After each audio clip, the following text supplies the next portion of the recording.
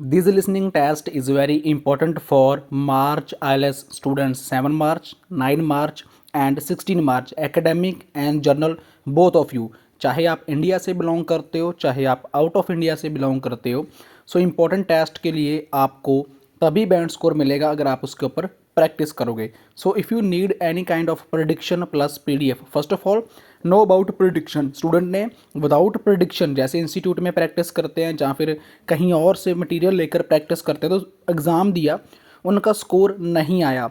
But हमने इनको guide किया best exam date, best location and best PDF real exam test, जिसकी वजह से उसका बैंड स्कोर 988.5 हमें देखने को मिला. और आप वीडियो को पॉज कर स्क्रीनशॉट स्टूडेंट का चैट भी देख सकते हो. लास्ट 1 ईयर के प्रूफ आपको देखने को मिलेंगे मेरे इंस्टाग्राम पेज के ऊपर. वहाँ पर जाकर विजिट करें, फॉलो करें एंड चैनल को जरूर सब्सक्राइब करें और अपने आप को सेटिस्फाई करके आप डायरेक्ट मैसेज करके व्हाट्सएप के ऊपर हमें प्रेडिक्शन पीडीएफ ले सकते हो. A number of different recordings, and you will have to answer questions on what you hear. There will be time for you to read the instructions and questions, and you will have a chance to check your work. All the recordings will be played once only. The test is in 4 sections. At the end of the test, you will be given 10 minutes to transfer your answers to an answer sheet. Now turn to Section 1. Section 1. You'll hear a man giving information to a group of new university students. First, you have some time to look at questions 1 to 5.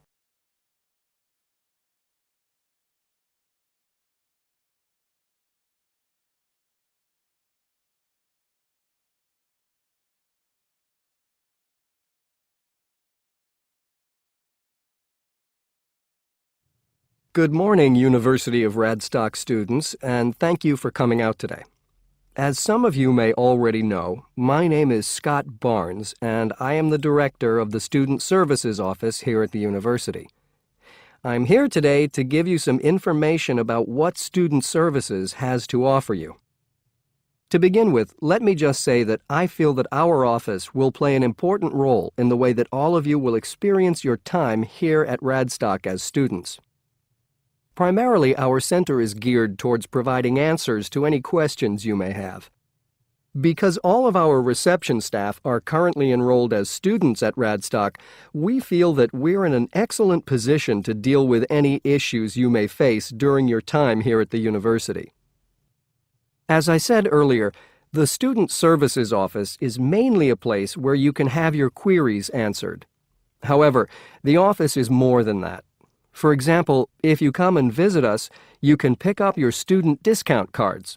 Now, with these cards, which come at no additional cost to you, you can take advantage of reductions of up to 40% on all forms of public transport in the city.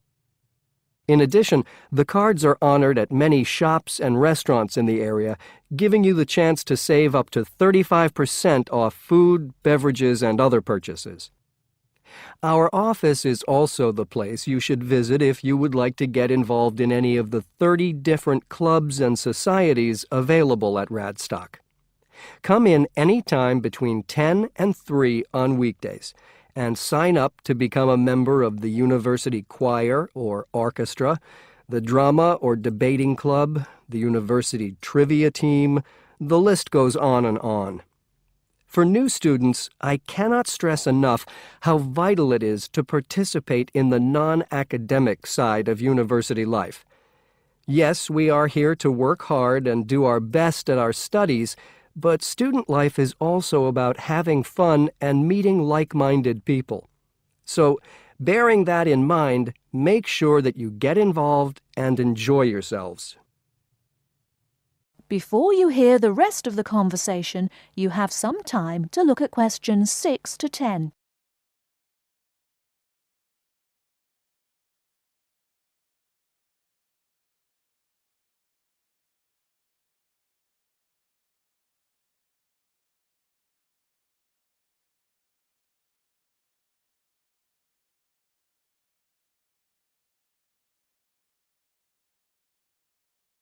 Now listen and answer questions 6 to 10.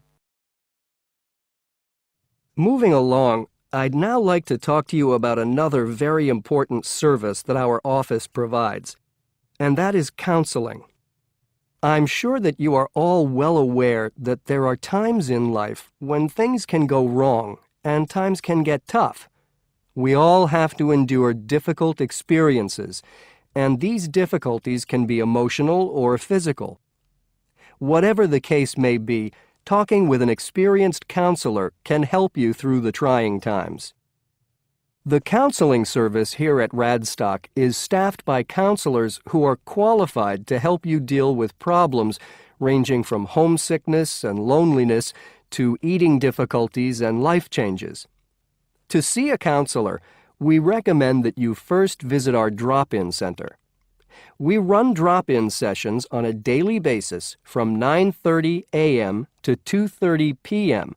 And to reserve one of these sessions, you can telephone the counseling service on 121-5648-3907 on the day you wish to visit. Or, if you prefer, you can come into the Student Services office anytime after 8:30 a.m. and complete a booking form. If it should happen that you need to cancel your appointment for the drop-in session, we would request that you contact the counseling service as soon as possible to let them know. Drop-in sessions can be as short as 20 minutes, but it's more usual for them to take about 45 minutes. During that time, you will be asked some questions to clarify your situation, and a decision will be made as to what further action, if any, should be taken. After your session, several things may happen. Firstly, you may be referred to one of the university's counselors for further counseling, which normally consists of another 8 sessions. Secondly, you may be asked to visit another source of help within the university. Or finally, you may be referred to an external organization. Whatever course of action might be taken, you may rest assured that what goes on in these sessions is treated in strict confidence. I'd also like to mention that the counseling service runs numerous workshops on the campus every year.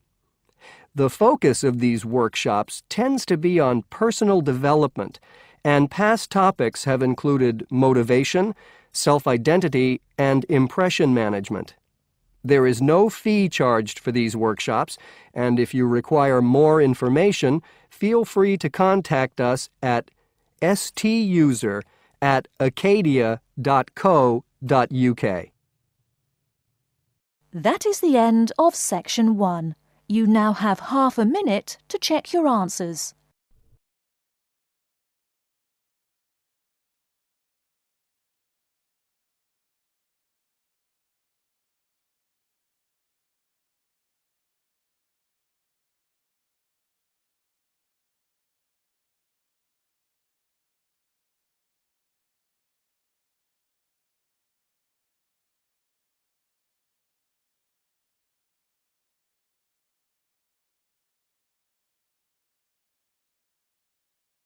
Section 2. You will hear a media studies tutor giving a lecture about news sources. First, you have some time to look at questions 11 to 15.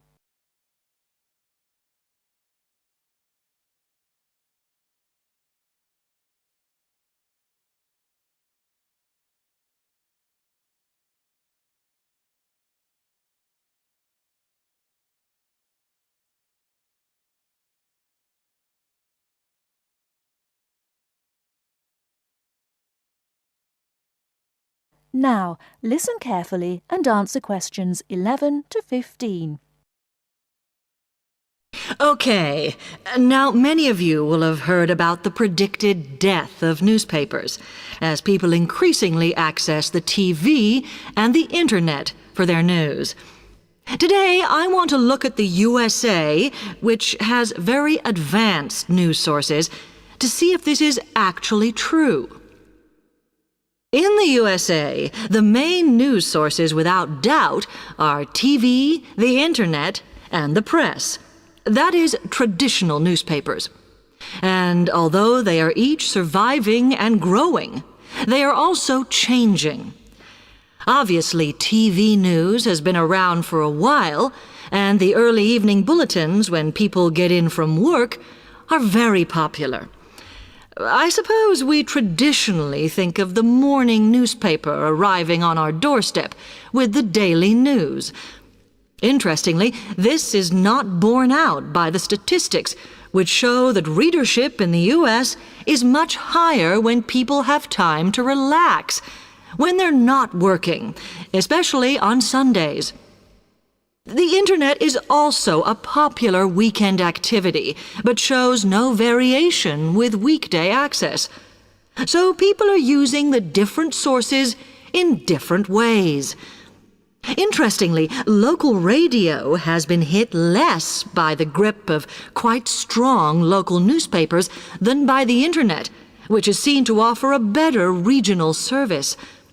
But just because the Internet is seen as the new force in news media does not mean it is dominant. Television has, of course, been global for a while. But now technological changes, which have fueled the rise of online news, have also allowed newspapers to print and distribute editions across the world. In fact, Internet news, which is seen as the big competitor for traditional markets, does not offer that much variety. Often, the sources are the online versions of the newspapers, whereas television, in order to offer something different, has had to come up with a much more mixed bag of reporting, from hard news to light reports on celebrity events. Another issue is reliability. The Internet is virtually unregulated, so anything can be reported there, whether true or not. Journalists on newspapers have fought a long, hard battle to fight intervention and to retain the freedom of the press. Television, however, is seen as critical to political power and has become subject to harsh controls about what it can or cannot say. Before you hear the rest of the talk, you have some time to look at questions 16 to 20.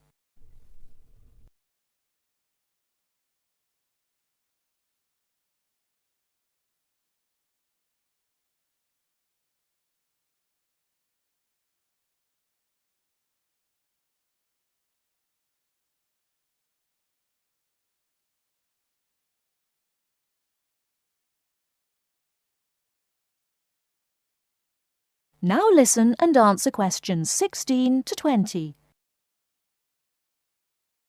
Now, one very critical factor in keeping newspapers alive and well in the USA has been their approach to advertising.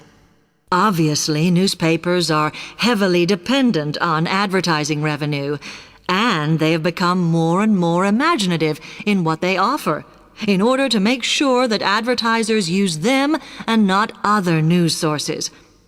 This has meant that, contrary to popular belief, newspapers now have a significantly higher profit margin than the rest of American industry. So, how have they managed to raise advertising revenue in this way? Well, they have put a lot of effort into developing and maintaining a very strong association with the retail trade. And they've come up with a winner. A critical tool in their sales plan has been suggesting that the adverts they run can have vouchers. This has been enormously effective because they have found that not only do more people buy the paper to get the discounts, but also that this inevitably means much higher sales for the clients who advertised. As well as doing this, the newspapers have also introduced aggressive sales campaigns over the last few years. This has resulted in a significant and continuing rise in the number of advertisers prepared to pay the extra for full-page ads. So, what I would like to move on to... That is the end of section 2. You now have half a minute to check your answers.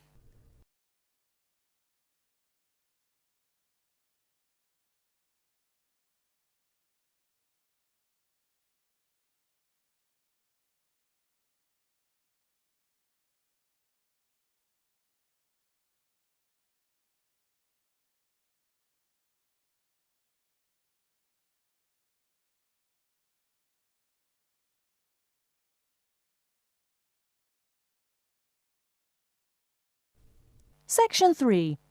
You will hear a recorded message about buying tickets from a booking agency. First, you have some time to look at questions 21 to 25.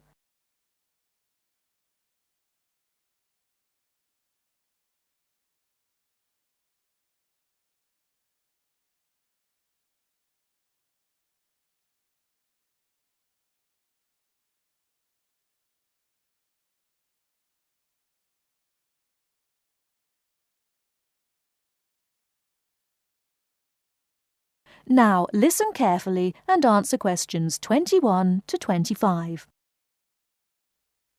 Thank you for calling ATS Advanced Ticketing System, the call system for all your entertainment needs. Our automated telephone service is designed to answer your questions quickly and easily. The ATS office in the Regency Theatre is open Monday to Thursdays from 10 a.m. till 5 p.m. and on Friday and Saturday till 8 p.m. For online bookings and detailed program listings, check our website at www.atstix.com. That's spelled ATSTIX.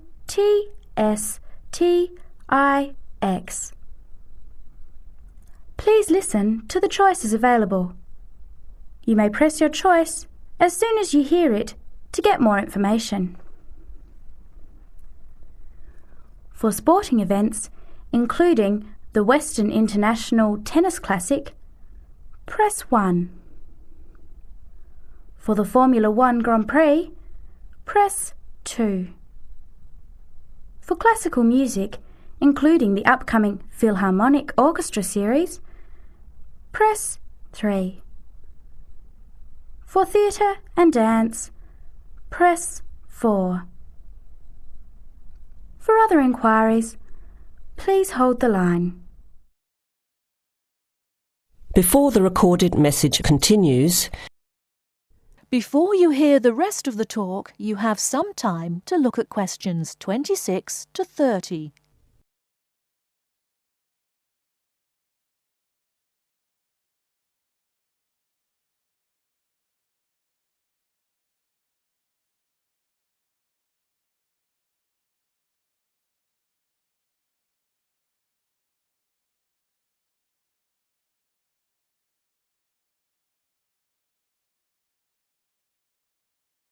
Now listen and answer questions 26 to 30.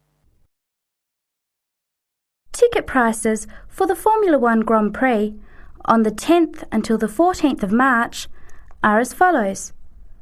General admission. Thursday, $27. Concession, $10. Friday, $37. Concession, $15. Saturday, $55.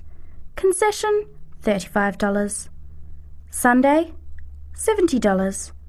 Concession, $65. Concession rates apply to children under 14 and to students, seniors and pensioners on presentation of a valid card. Grandstand seating. 4-day tickets covering the 6 main grandstands cost $299. However, pit straight tickets are $350 and seats at the chicane cost $450 each. Children under 3 are admitted free to the general admissions area and children under 14 are eligible for concession prices. Gates open at 8 a.m. Thursday and Friday and 7:30 Saturday and Sunday. Events begin at 9 o'clock. Alcohol, ice boxes, cans, bottles and animals are not allowed on site. There are no refunds or exchanges. On each ticket, a $2.50 booking fee applies. To make a booking, you must have a valid credit card. To listen again, press 1. To make a booking or to talk to a ticket agent, press 2. Your call is in our queue. You can expect to wait about 3 minutes. That is the end of section 3. You now have half a minute to check your answers.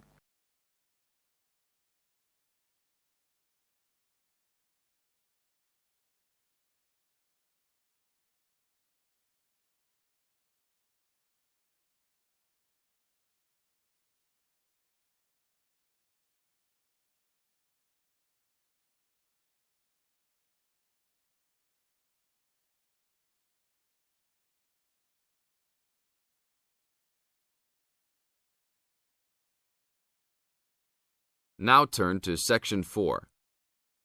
Section 4. You are going to hear a lecture. First, you have some time to look at questions 31 to 40.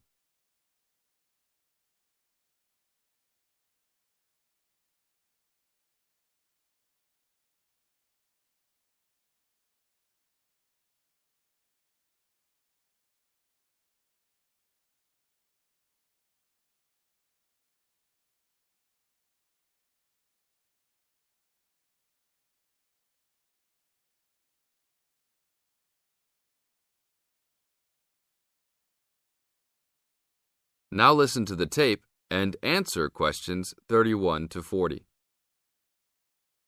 I'd like to introduce Rebecca Bramwell, an artist and illustrator who has come along today to talk to you all about getting your first job or commission as an artist. Over to you, Rebecca. Thank you for inviting me. I remember when I graduated back in 1983, I was very excited about getting my first commission. My degree was in fine art, and I'd worked long and hard to get it. I was an enthusiastic student, and I never found it difficult to find the incentive to paint. I think as a student, you're pushed along by fellow students and tutors, and the driving force is there. However, when you leave college, you find yourself saying things like, "I'll have one more cup of coffee, and then I'll sit down to work." I hate to admit it, but I say it myself. Suddenly, it isn't finding the inspiration or getting the right paper that's a problem. It's you. In my view, there are a number of reasons why this happens. It's a real challenge making a decent living as a new artist. You have to find a market for your work. Often you work freelance and need to take samples or portfolios of your work from place to place. These experiences are common to a lot of professional people. But artists also have to bare their souls to the world in a way. More than anything, they want praise. If people don't like what they create, then it can be a very emotional and upsetting experience hearing them say this. I began to realize that these problems were preventing me from having a career in art, and so I decided to experiment. I was a painter, but I started to dabble in illustration, drawing pictures for books, cards, and this offered me the opportunity to become more emotionally detached from my work. I was no longer producing images from the heart, but developing images for a specified subject, taking a more practical approach. I began to develop a collection of my illustrations which I put into a portfolio and started to carry around with me to show prospective clients and employers. But it was still tricky because publishers, for example, want to know that your drawings will reproduce well in a book. But without having had any work published, it's hard to prove this. Having a wonderful portfolio or collection of original artwork is, of course, a first step. But what most potential clients would like to see is printed artwork, and without this evidence, they tend to hold back still when it comes to offering a contract. Well, I overcame this problem in 2 ways, and I suppose this is my advice to you on preparing your portfolio of your best work. The first way was by submitting my work for a competition. The one I chose was for a horoscope design and was sponsored by a top women's magazine. There are a few of these competitions each year, and they offer new illustrators an opportunity to showcase their work. The other approach I took was to design and print some mock-up pages of a book. In other words, I placed some of my illustrations next to some text in order to demonstrate how my work would look when it was printed. Perhaps I was lucky in that I had taken a degree that provided me with all-round creative skills, so that I could vary my style and wasn't limited to a certain technique. I think that is important. The art world and many other creative fields do try to pigeonhole people into snug boxes with an accompanying label. I think you should try to resist this if you feel it happening to you. If you don't, you'll find it difficult to have new work accepted if you try to develop your style at a later stage in your career. Nevertheless, when you start out, and particularly when you're going for an interview, it's important not to confuse people by having a lot of different examples in your portfolio. One remedy for this is to separate your work into distinct categories. In my case, I did this by dividing my design-inspired illustrations from my paintings. It is then easier to analyze the market suited to each portfolio, such as magazines, book jackets, CD covers, etc. Working under two names is also useful, as it clarifies the different approaches and offers a distinction between them. I think it's been hard for artists to be recognized in anything other than the pigeonholes that they have been placed in. Luckily, these barriers are slowly being demolished. This is the end of Section 4. You now have 30 seconds to check your answers.